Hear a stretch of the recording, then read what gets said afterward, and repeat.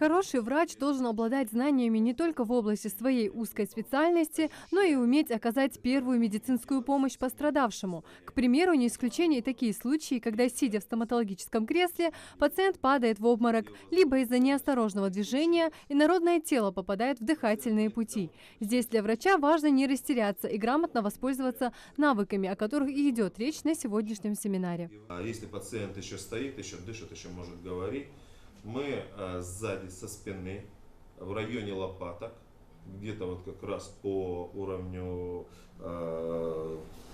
позвоночника, наносим 5 быстрых, не хлопающих ударов, а немножко наклонив пациента, реально сильно бьем, открытой ладонью.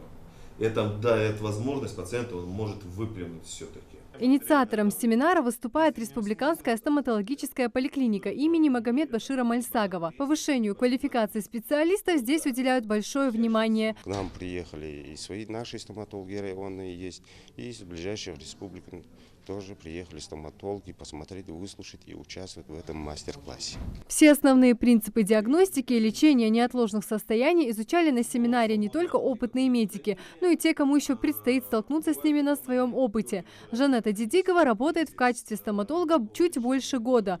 На ее практике экстренных ситуаций пока не было. Однако приятно чувствовать себя готовой ко всему, признается Жанетта. Сама по себе то, что необходимо постоянно обновлять, учить.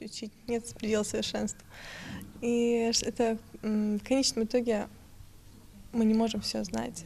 Те же базовые вещи, которые мы выполняем из дня в день, мы их доводим до автоматизма, но иногда бездумно даже. Вот это вот должно уйти из нашей практики, для этого необходимы такие вот конференции. Лектор отмечает, что эти знания могут пригодиться любому человеку, а не только медикам. Однако далеко не каждый сумеет грамотно оказать первую помощь пострадавшему. Мало кто может похвастаться знаниями в этой области. К примеру, чтобы популяризировать эту практику среди молодежи, Министерство здравоохранения Британии привлекли известных актеров. Замыкаешь пальцы, костяшки сверху, затем нажимаешь прямо где суверен.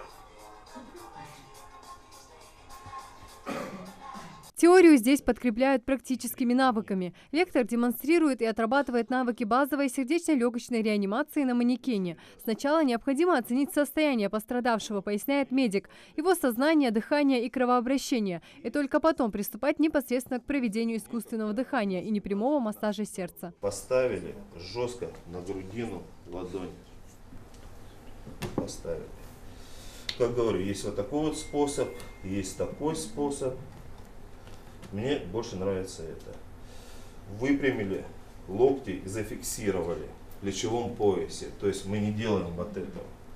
Мы зафиксировали на коленях и начинаем работать.